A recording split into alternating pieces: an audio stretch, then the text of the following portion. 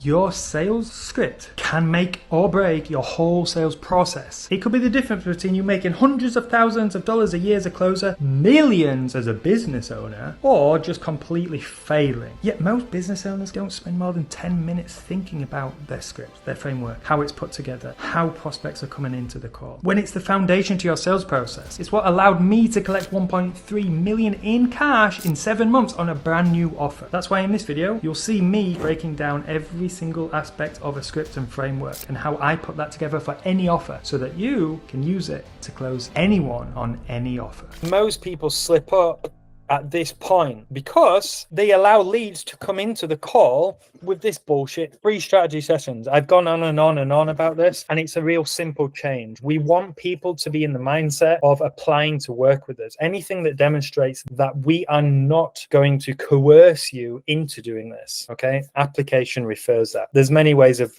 doing this as well, but apply to work with it. No more bullshit free strategy sessions. No more click here to book a call to learn more. And the reason is because the people who are coming to those calls to learn more are then going to get coerced into actually selling, and the closer is going to complain that he doesn't understand why the people are not closing. Now the lead enters. We have intros, we have icebreakers, we have humor in there, we have the camera off. Do you mind we get straight into this? For all of those of you have watched, I've just uploaded a call into the group that covers especially the camera off. This is a big one, and also at the same time there's people who are driving. Two fucking huge things that affect the success of of people closing, right? Not to say they can't close, but if they're driving, they're not fucking listening. And also they're showing you they don't really give a shit. Okay, they're expecting you to be a talking head and to talk to them and hope they buy. So we want to take all of that off the table. So obviously pre-call, we want to be mentioning these things in text, auto emails. Someone comes to the call and they're driving, you have to put your foot down straight away. You have to say, John, apologies, my friend, but we do not take calls while people are driving. Reason being, last year, one of my colleagues was in a massive accident. He was talking to someone and they crashed, got hurt. We have to make a decision, okay? They will understand. Next thing, they come to the call, no camera on, okay? People sometimes want to remain anonymous. You don't have to force them to put it on, but don't make the decision of saying, hey, John, do you have a camera, right? That is opening the door for them to be in control and choose what they want to do, okay? The best way around this is to bring it up naturally using humor. As you say, hi, where are you calling from? What's going on? How are you doing? You then bring in, John, wait a minute, you're not going to make me talk to you this whole time with your camera off. You're going to talk to a blank screen, right? You just imply that you're fucking me over with this, okay? And it gives them that open door to be like, oh yeah, actually, do you know what? You're right. And they put it on, okay? I found that to be the most effective by far. If you can bring in humor in this kind of way at the start, you're opening the door to keep doing it throughout the call, okay? Playfully. This happens, and this makes challenging people very easy. For example, if someone says, when you ask them what they do, and they're like, yeah, not much, I'm just working at Arby's, not much money. Again, you're open to challenge them in a humorous way. Okay. So with this intro and with this icebreaker humor and all this, I don't think you need to spend any time at all. This whole rapport thing, you don't need to do it at all. The only time you should be doing it is if genuinely there's a connection there that you relate to, right? You have a sports team in the background that you know. You're both from the same place. You've been to that place and there was something cool about it, okay? You bring it up and it's natural. Otherwise, there is nothing wrong saying, John, do you mind? Should we just get straight into this, right? You don't have to be that arrogant guy and be like, hey, John, I've got another call in 45 minutes, so should we get straight into it, right? So not spending too much time here. And of course, you guys will know, I've just named this, the meet and greet concept, okay? The reason why is because whenever you meet someone, whether you go and meet a girl, and it's the first time you're meeting her, what do? You both kind of exchange the normal intros. Hi, what do you do? What's your name? What do you do? Cool, cool. And then you do it back, right? This is also an icebreaker because it opens up to people warming to you, getting a feel for who you are and what you do, how professional you are, how competent you are, okay?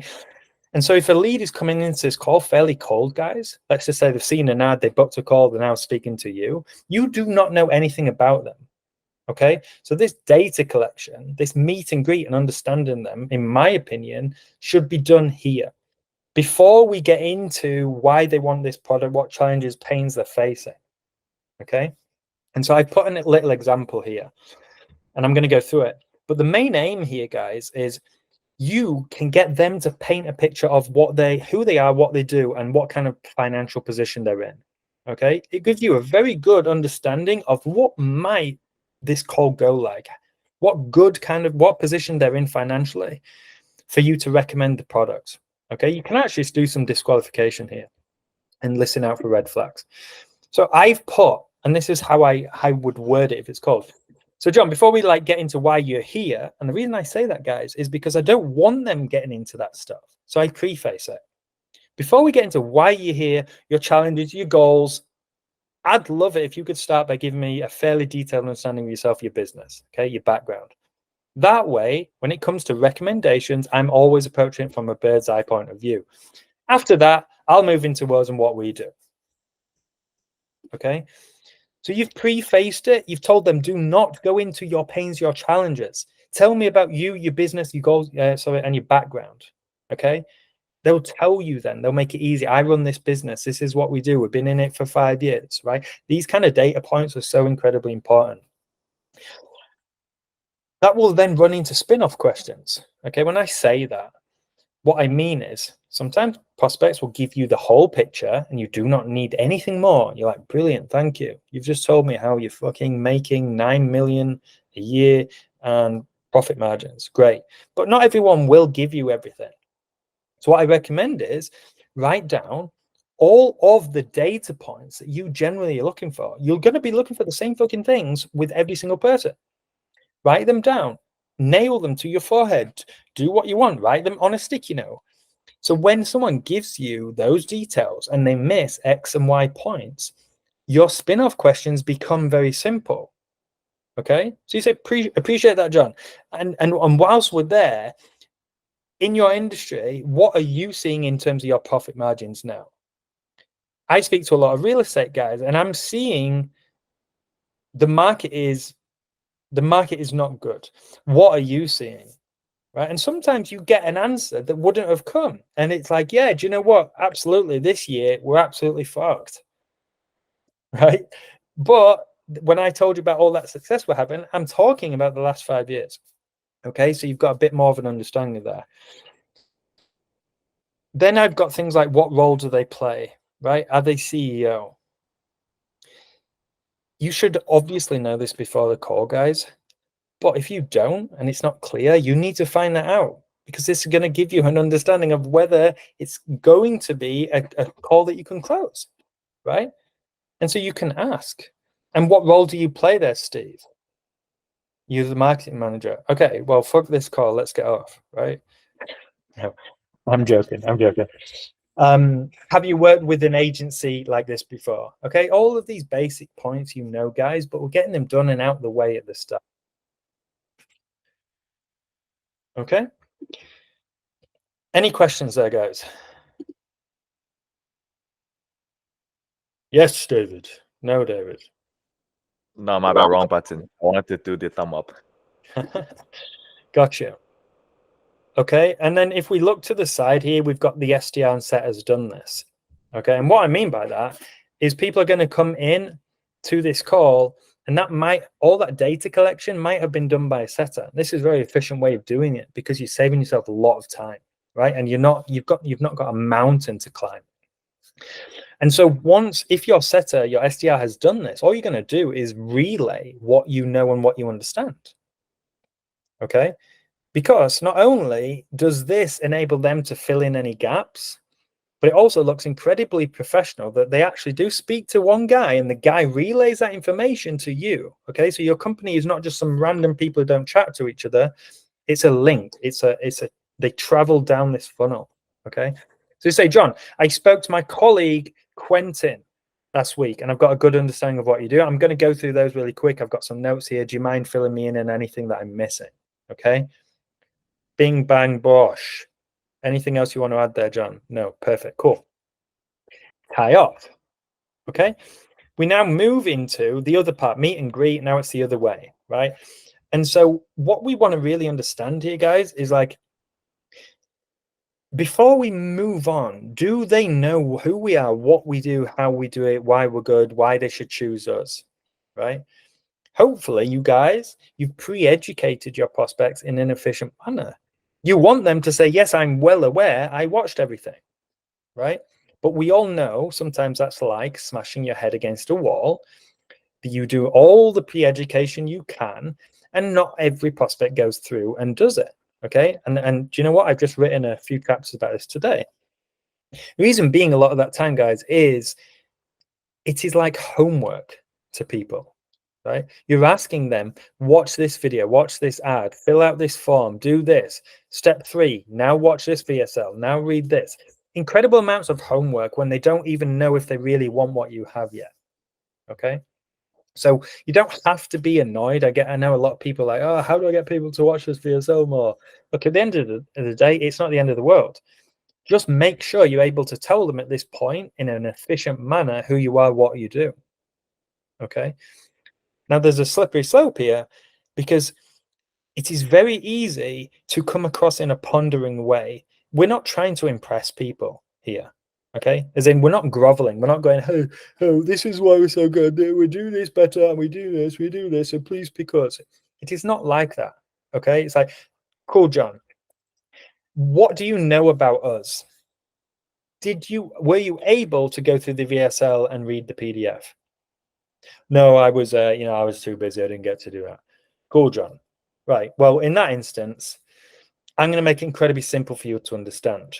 Okay, I don't want to bore you, but we do X and Y without people doing A and B, with the end result of X.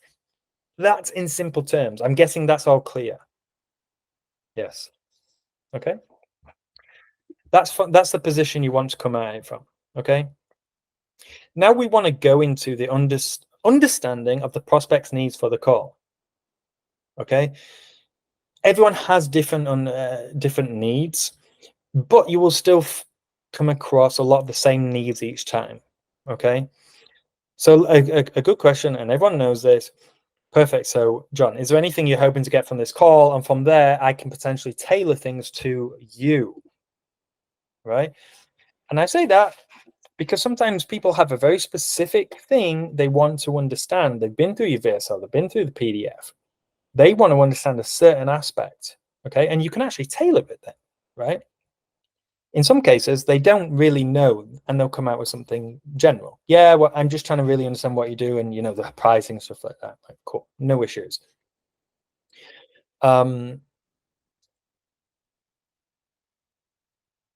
Another option is to say, is there anything you're hoping to see or hear today that you didn't already get from the materials we sent over? Okay. Now, this is just it's a very similar option, and I would say this, especially if someone has read and gone through the PDF and gone through the VSL, right? Because it refines it and makes them pinpoint what they would like to understand. Now, hurdles for most sales reps at this point is, business partners and speaking to other agencies. Okay. Some of these things, especially on this first call, you cannot get around, and it diminishes your chances of closing them, especially on a normal, just one call close. But for me, what I understand here, if there's business partners speaking to other agencies, I'm immediately thinking about closing on a bridge. Okay. Because if I can get this person bought into us as a company, and when they say, oh, well, I've got to speak to my business partner, I'm going to tie them down and make sure they're all in. But it's just they need to speak to the business partner. And if they say they're all in, I know I'm open to try and close them on a bridge because they've told me they're all in personally. Okay. And it's going to be a risk-free refundable deposit for us to now book a next call. Okay. So that's how I'm already thinking about these things before we kind of carry on. Gotcha. And this is what I would say if they are speaking to other business partners. For example, gotcha. And are you actively comparing X to other asset classes like Y? Or are you already sold on the idea of let's just say it's PR, you know. Are you actively comparing PR to other asset classes like marketing, or are you already sold on the idea of PR? You just want to make sure you find the right partner for it, right? Very good question. Because for them to achieve their goal, there might be a myriad of ways to do it, right? But us if we're in PR and they say, no, I know I want PR, I'm just trying to find the right agency. Perfect. Okay. So I don't have to really compare it to marketing. I don't have to challenge and say you could do this, right? It is about PR. They know they want PR, but it's just us against them. Okay. And if they say it is about finding the right partner, it now opens the door to me also saying, oh, got it, understood. And so have you actively spoken to other agencies to find the right partner? Right? Do you see how that is now incredibly natural? It comes into the conversation without you facing the pushback, right? So a lot of people, they're like, okay, I need to find out if they've got business partners, I need to find out if they're speaking to other agencies, right? And so you ask them, are you speaking to other agencies? And they don't want to tell you because they know what you're doing, right? And if you say, have you got other business partners? Again, they don't want to ask that. They don't want to be answering that, right? Because they know what this is. It's sell call. They know you're trying to work out whether you can close them, right? So that's fine. But what we want to do is be able to kind of approach these concepts without it feeling like you're doing that, right? That's what sales is. And so all of these things allows you to just be like, oh, but you just want to find the right partner. Yeah, that's what I'm doing. Cool. And so that begs the question: have you spoken to others to find that? Or you have? Okay. And what are you looking for then? Because of course you haven't gone forward with one of those others. Was there something missing that you were looking for? Okay. So all these natural questions come up now. Any questions there? No. I'm trying to go quite quick, guys. So now we move into set intentions, okay? Tell them how the call's going to go.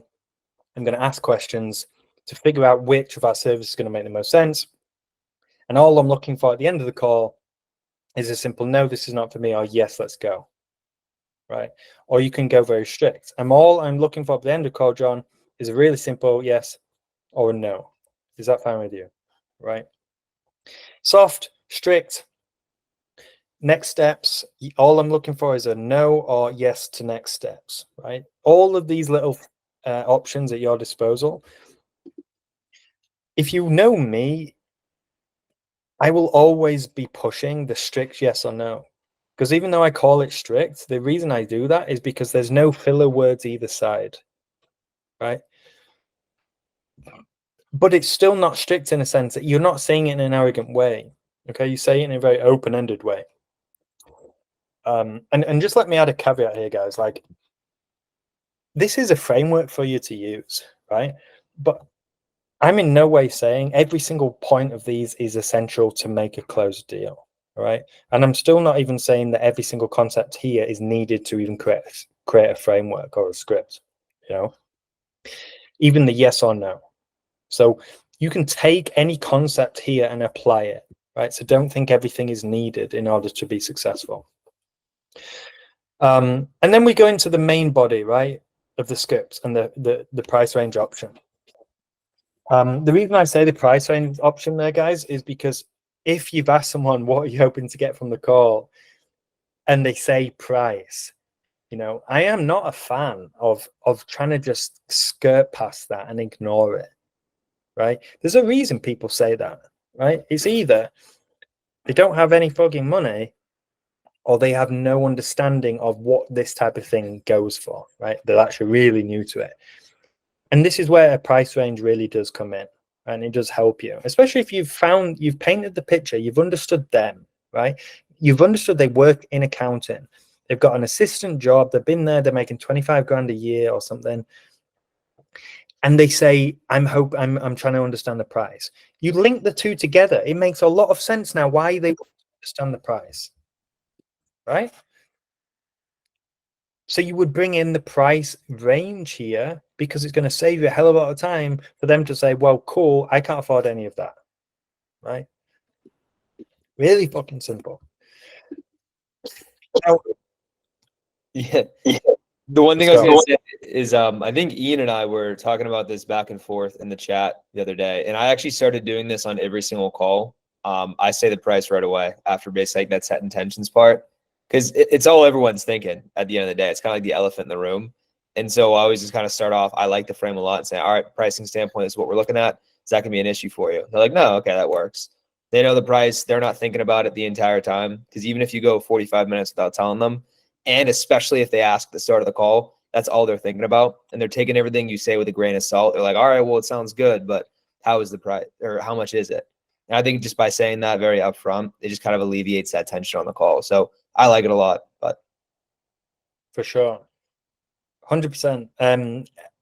I think it's this unspoken word in sales that everyone follows where, oh, I just shouldn't be mentioning price at all, especially not at the start of the call.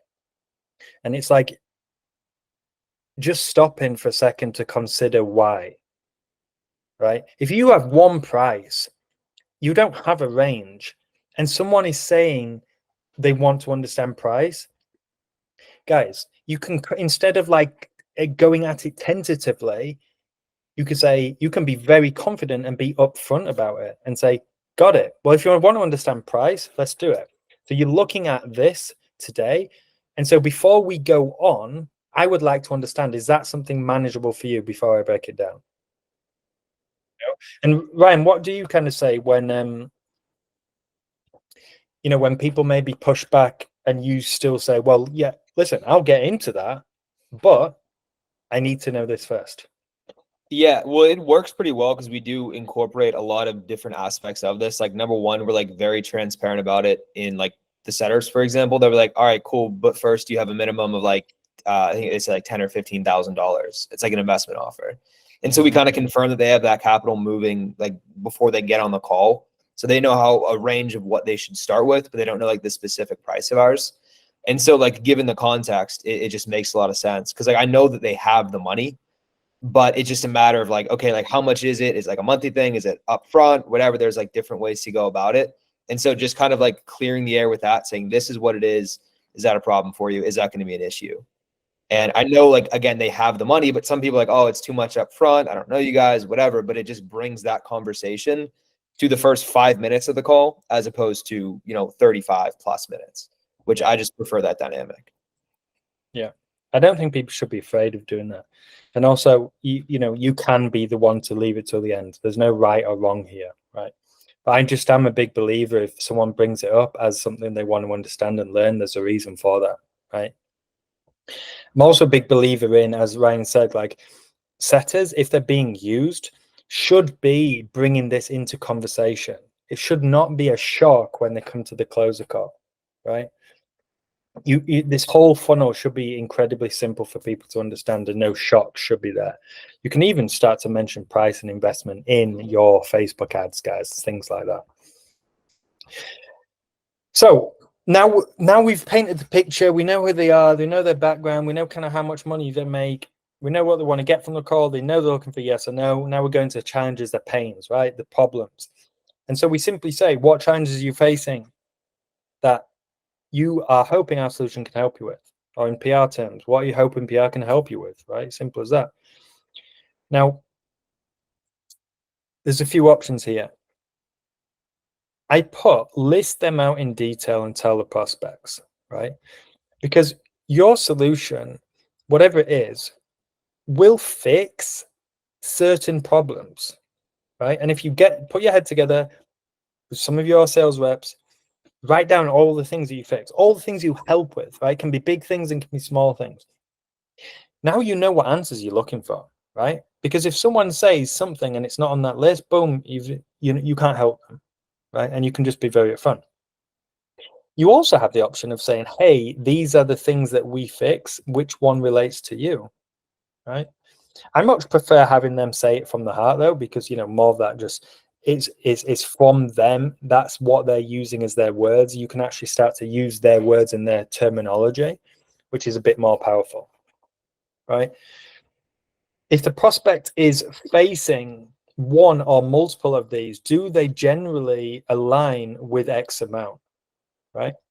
The reason I say this as well is because if I go back to like when we were selling verification and we're selling something for like 25K, 65K, 45K, there are challenges people will be facing that, yes, we help with, but they don't align with spending 45K, right? And if they're only facing that challenge, I would actively be pushing them away and be like, okay, so we do help with that, but it might not be the most cost-effective way of doing it. Have you considered these options? What else have you done? What else have you tried? Right? So I'm already thinking about these things and able to challenge and push depending on what problems they're facing. Right? What challenges you face that I should potentially help you with? And I put 3-pointer here. If you've read the course, you'll be saying, and challenges might be the wrong word, but you understand what I mean.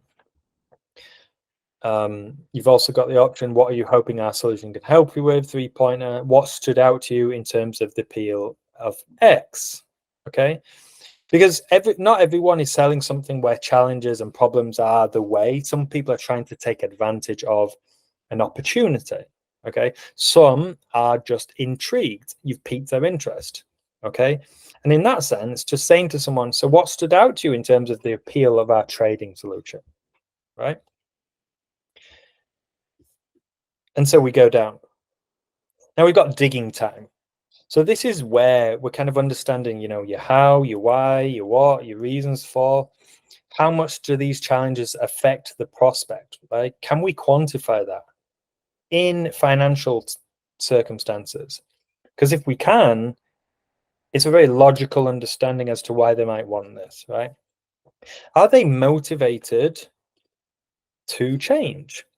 Right? I think if you all put yourselves, you might have been in this position before. I know I have, where I want something, right? And I'm kind of prepared. I have the money to spend it. I've been on a sales call.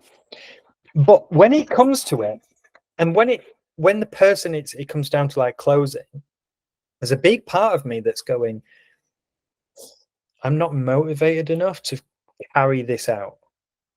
You know, I got to spend 10K on this, which I have. That's not an issue. But I know the lengths it's going to take me to make this work. And like, I'm just not there right now. Right. That's a huge element to actually moving forward that people kind of forget. You know, you've got the pain, you've got the solution, they're losing money. Are they actually prepared to do it? And being prepared by themselves might not be the only thing. Okay. They might need to be preparing and making sure the whole team enforces this. Okay, they might be managing 6 people. They have to get all 6 people to do these new things, right? And so you've got to take all of these different things into account. Okay, you've got to understand what's their why, right? Not being too philosophical on people, but what is your actual why? Do you want to make another 10K? Why do you want more? Why do you want a passive income? You make good money. Why do you want passive income? Oh, you want to travel. Do you not travel now? Do you not get holidays? Oh, you do. Oh, okay. So you want to travel more. Why? Right? There's all of these different things to question. You want to understand how long's the problem been going on? For a long time. Why now? What happened? Why have you not done this 6 months ago? You just booked it now. What happened just before that? Okay. What have you already tried? Did you do it properly? Why did you fail doing that? Okay. Challenges. This brings up all of these normal concepts and challenges that we talk about. Okay. Now, there's an example script I put here. What challenges are you facing that PR could help you with? Oh, credibility, authority, hype, name, getting your name out legitimate. Cool. Is like credibility a genuine problem for you right now? Is that actually hurting the business? Yeah, it is a bit. So what's the motive? Like, what happened? You want to understand how motivated they are to make that change. Okay, and what would that mean? When you say this, do you mean, when you say credibility, do you mean on a city, state, national, international level? Do you have any current PR? What does credibility look like for you in PR terms? Why not try this? What do you envisage happening as a result of this PR? Oh, sales. Well, this is not going to be the best thing for you. If you're looking for sales, I wouldn't do this. Why would Forbes write about you? What makes you newsworthy? Okay, there's all these ways. It's like back and forth, challenging, trying this out. Why would you do it? How would you do it? How do you envisage this happening? Right? These are kind of the hallmarks of the back and forth. And what I'll say, guys, when it comes to this whole like digging aspect and challenging and understanding, it does not need to be a long period of time, right? The biggest issue in a lot of people's scripts, and it's fucking crazy, that when we work with a lot of people and they send across their script, offer owners are making closers go through every concept you've ever heard in sales in a row. They're trying to find the gap. They're trying to find the goals. They're trying to use any PQ, right? And the whole kitchen sink is thrown at people. And they're doing that because they've heard all of these things. They all work. They don't know why they work. And so they're like, hey, well, do you know what? We won't miss any of them. We'll do them all, right? When in reality, I think what's a much better way of kind of understanding this is what's the least amount of things you could do? What is the least amount of questions you can ask to get to the point? It does not need to be long. Okay. Now, this little example I gave you, once you kind of know that and it's in your head, that can be 5 to 10 minutes of a conversation because you know what's coming, you know their answers. If they say this, I'm going to say this, right? And it's like bang, bang, bang. And it's a natural conversation. We've got aspects of looking for the no, okay, challenging their thinking. But why? You know, why do we want to look for the no? Why do we want to challenge them? Well, we're not there to coerce someone. We're not there to just convince them and to beg them to say yes and to just push them and push them and push them. We're professional, right? We know what we're doing. We're actually on their side. We are there to help them make a decision. And if that decision is them saying no, because this is not the right solution, you are going to advise that, okay? The consequence of this is that they're going to build up massive trust in you, right? Because they sense that from the start. You're already from the start offering, whatever you tried this, that might be your best solution right now, right? Goes against a lot of what most people learn, right? But it's incredibly effective. So write down all the reasons why they shouldn't do this, right? So with PR, it was quite simple. You know, there's all these things they could go and do. If they're looking for sales, this isn't it. Write down all these things. So can you follow a game plan? Could you go and do this yourself? Are there ongoing costs that they should know? And can they keep up with the ongoing costs? Are there better, more cost-effective ways to do this and to fix this? Is there a time commitment, right? What is their motivation to change? Now, there'll be more of these and they might be different for your offers, guys. But again, you write all these down, understand them in depth automatically and the reasons they shouldn't do it, and weave them into your questioning. Okay? Now, if we follow this round, there's a simple way of doing this, and I've put it back up here. Because before we get into the challenges, the problems they're facing, we can just bring up straight away the reasons why this is not going to be a good fit. Okay? It's going to save us a hell of a lot of time. These are prerequisites. You can bring in a price range. And so you can say, cool, John. So before I get into the product and show you all how it works, there's kind of 4 reasons why this isn't actually a good fit for everyone and why you shouldn't work with us. So I'm going to go through those with you. And if we get through all those, I'm happy to just share my screen and show you how things work, right? And it's at this point where you just bring up those points from here. So whatever you're selling, you know, might be a trading program or mentorship that you have to follow for 12 months, okay? So one reason why not everyone should work with us is because it requires you to follow the game plan for 12 months, John. That might sound easy to you, but a lot of people cannot do this. The consistency required is what stands out to people, the successful people against the ones who are not. Are you someone who can commit to this kind of 12-month game plan? right? So you're just bringing them up directly. Okay. So any questions on those guys? No? No? I put a Facebook ads example. Could you learn this yourself? Do you have ongoing ad spend? Could you go and get this cheaper elsewhere? Is Facebook a large part of your business? Right? Time commitment. Right? So all of these things I can just bring up one after the other. And if so, and if they get through them all, boom, we can go into a pitch. Now I've put this here. Silence. What came over you? What do you mean? Why do you ask? What made you say that? Has everyone, does that make sense to anyone, by the way? I did a video on this. Yeah, I do this all the time because sometimes people ask super technical questions that I just generally don't know. And if I'm like, oh, what do you mean? Like, why do you ask that? They'll just maybe like go on another tangent where I could like latch on to a word or two. And I just think it gives you a lot more time to think. So it's good to have things like that just ready to go in case you need them. That's all it's for, right? It's actually little tactics to buy yourself time, right? Because if you're an offer and you might be new to the offer and it's technical and someone asks you a technical question, what I found is, especially with like, guys with egos or guys who think they're, better than they are, they'll often throw curveballs at you. Whilst you're in this kind of questioning, challenging stage, you're challenging their thoughts and how they perceive things. Quite often that will be thrown back at you and they'll do something back and say, whoa, whoa, whoa, whoa.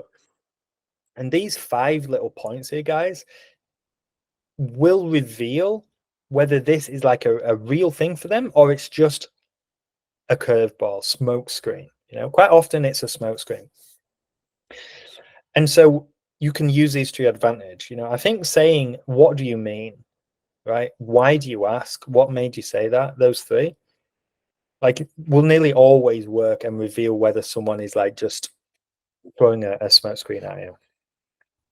I think an example I had not long ago, and I use the first one, right? Silence. Because if you ever face like, a big ego guy, very, very successful, they often throw big curveballs at you. I was speaking to a guy and it was a constant frame battle for 15 minutes non-stop at the start, right? And I kind of considered to myself, okay, probably going to have a 60-minute call here of just back and forth. After 15 minutes, he literally gave up basically and said, hey, do you know what, Rich? I'm going to let you take the lead. So I was like, oh, no, like, great. Like, maybe he's just realized it's not going to be like that. There wasn't no like malice there. There was no emotion to it, guys, but it was like just a clash of us both understanding what's going on. And so then the call was very simple. But what, right at the end, guys, as I was going to collect money, out of nowhere, he put his foot down and like was incredibly rude, right? And he was like, just so you know, this is what I demand, and this is what I think should happen. I've worked with these other companies, and this happened, and I want to tell you right now that is not what I'm looking for. Right? And it was kind of right out of the ordinary. And this is because, in many ways I thought, right, we're very close to him giving up the money, and so it's like this last ditch effort. And so instead of being like, oh yeah, listen, don't worry, yeah, we've got to totally understand, which would leave me, I could still close him, but it would leave me in a what you call a weak position. Those types of clients will come back to bite you in the ass because of this move. And so all I did, and this is very powerful, is just sit in silence with the confused face, right? It only took 1.5 seconds of that for him to jump back in because he didn't like that silence, and for him to just rectify his words and to take it down a notch. Okay. And then it was over and we gone. And then he didn't turn into a bad client. And so what I'm trying to show you here is when you face a lot of these people, if you have these 5 in your back pocket, guys, you get out of jail a lot, right? So Then, as I said, we don't want to go on and on and on and on with digging and challenging. We get to a point, we know where we want to get to, we tie it up, and we move into the pitch. Okay. One thing with the pitch, guys, is this again does not need to be long. You do not need to have 20 slides. You do not need to be going into the weeds and all the details. It needs to be clear, concise, interactive. Use their name frequently here. The reason I say this is because maybe some of you will realize you're on Zoom, you start sharing your screen. They automatically think you can't fucking see them. Have you ever noticed this? Sometimes your little screen bubble goes to really small, right?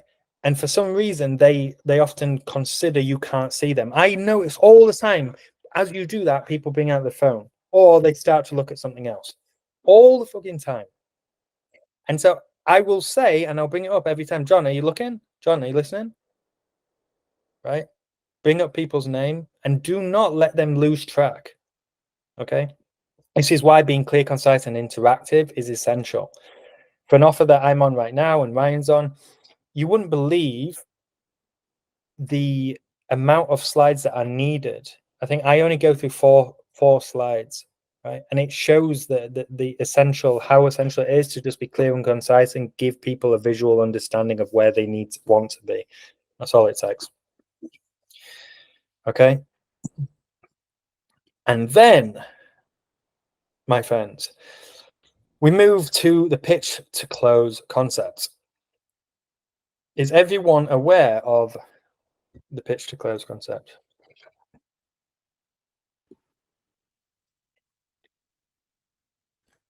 I like how you just kept it interactive. Your last point was how your pitch should be interactive. Then you just made this pitch interactive. That was good. I noticed it. Yeah, and it's like speaking to a fucking brick wall, though. I was on mute. I was going to say not completely. Appreciate your answer, Aiden. Anyone else? No idea. Okay, it shows not everyone is reading the course. But all good. Don't worry, guys. I write that for no reason. The pitch to close concept, guys, for me is we all know when we pitch and we move to, let's just say we're doing price at the end, okay? You're going to put the ball in their court. When you put the ball in their court, everything is in their hands. But I think a phrase I use is, don't leave any stone unturned. So everything that you can control, make sure you fucking control it. Okay? So what you need to do is get to the end of your pitch and you need to say, cool, John, so that is that. Any questions before I move into price? Okay. Why do we do that?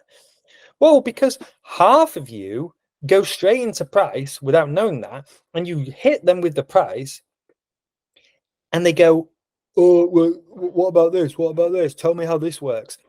And now what you've done is muddy the water. They've now got time. You're explaining some bullshit that they don't care about, and they're considering price in their mind, right?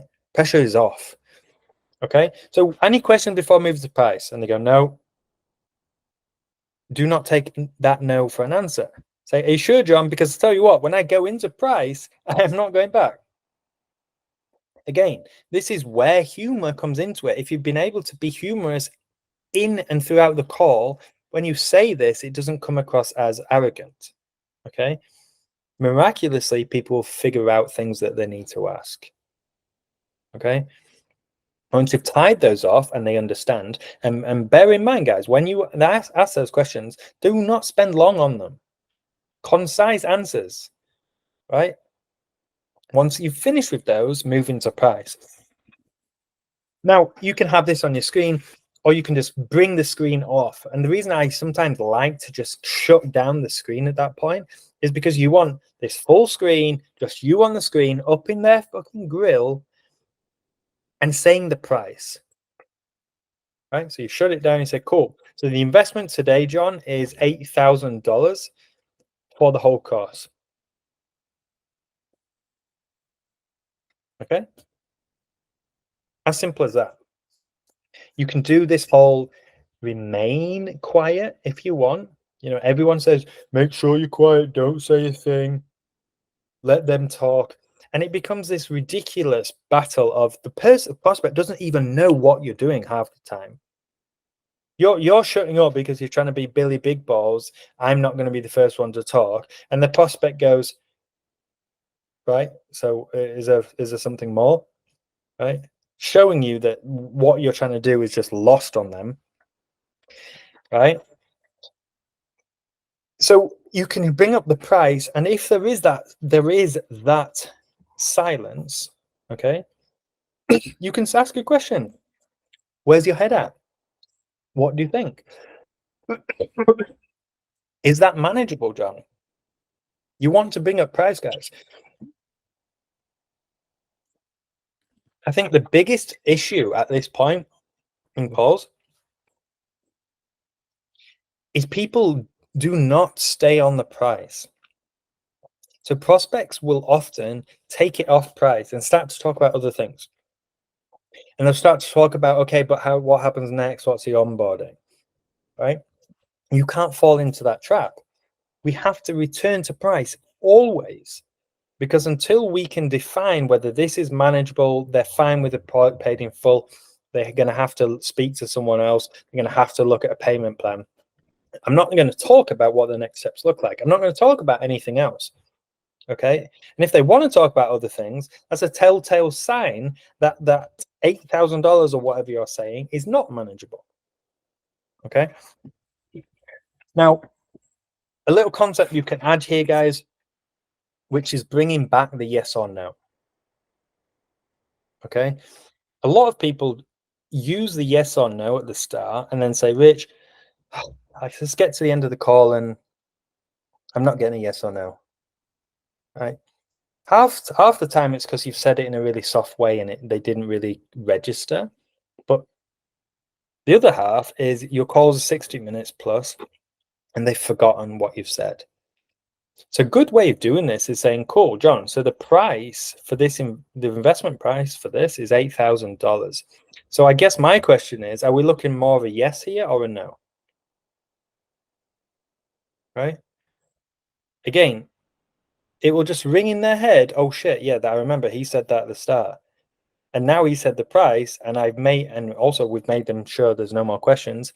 Well, boom, we're on the price, and we're talking about the yes or no, right?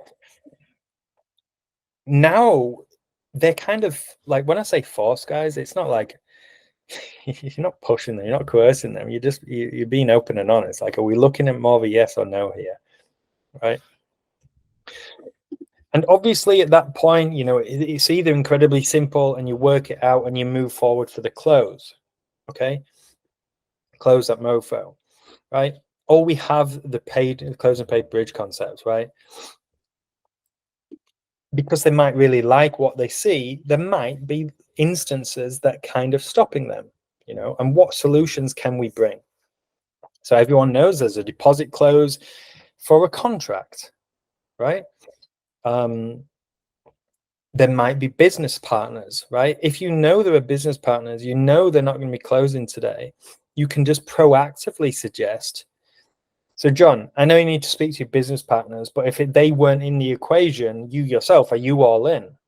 Oh yeah, I'm absolutely, yeah, I just need to go and speak to them. Cool, John. So this is what I'd suggest. And this is what I do for all those people. Let's do a $500 refundable deposit. Let's book you in for this interview. Let's get that done, and let's have a third call with me, you, and your business partners. I'll go through this custom game plan we've created. And hey, look, at the end of the day, if it's not what your business partner wants to do, we'll refund you on that call.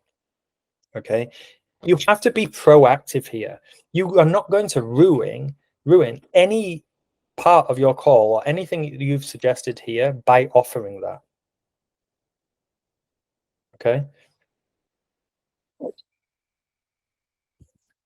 Any questions there?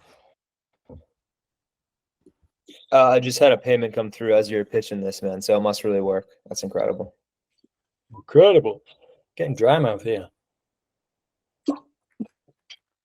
I'm trying to finish it in 1 hour. Oh my God. I forgot I put this bit. So they want to think about it, right? This is something everyone faces.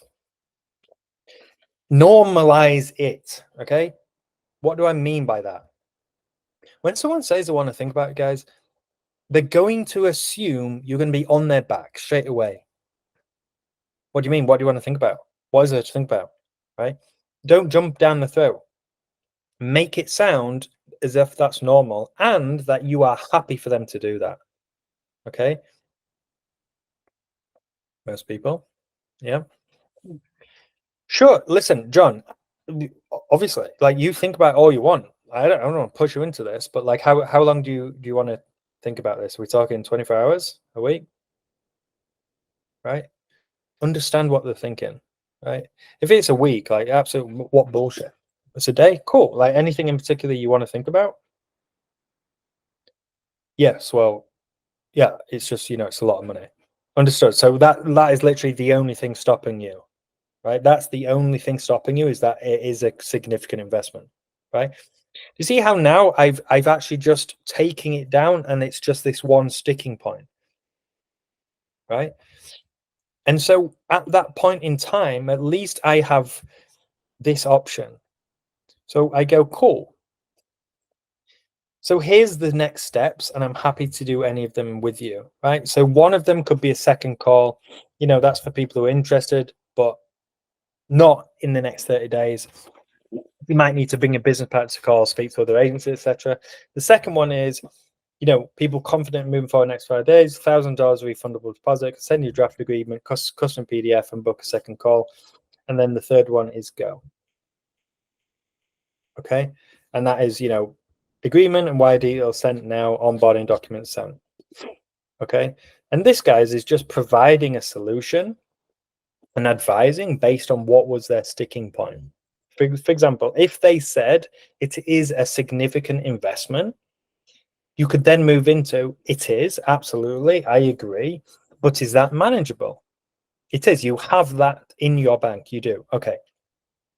And so there are a number of options here as a solution. Number one, we have third-party lenders, so you could rely on a third-party credit and not your own money.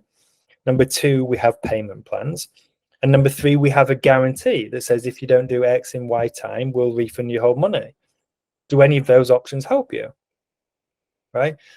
All I'm doing is understanding what's the sticking point, instead of trying to handle the objections, desperately. And then I'm providing a solution to the one thing that's stopping them. Right? And then at the end of that, when I've understood and provided the solution, I'm not trying to push it over and get it paid in full, always. I'm giving them a stepping stone, which could be the $1,000 refundable deposit, and we can give you the custom game plan, and we'll talk that through, right? And so all this means is I'm never seen as a pushy, salesy guy with all these tactics. I'm incredibly professional from start to finish. I hit on every stone. I don't leave any stone unturned. They buy into me. They know I'm trustworthy. I challenge them and their understanding. And when it comes to closing, I provide options based on where they're at and what's stopping them. Okay. It's not just this is the price, I'm going to try and push you over the edge. That, my friends, is Close and Pay framework. We are done.